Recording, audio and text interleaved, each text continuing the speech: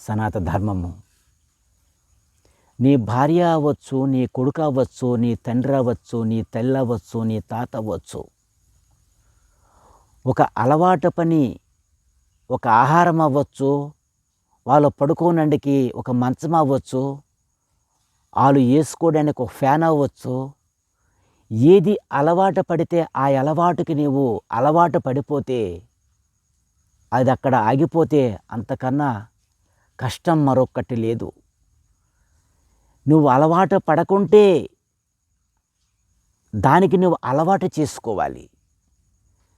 రుచైన పదార్థముకి అలవాటు పడితే ఆ రుచి లేకపోతే నువ్వు తినలేవు.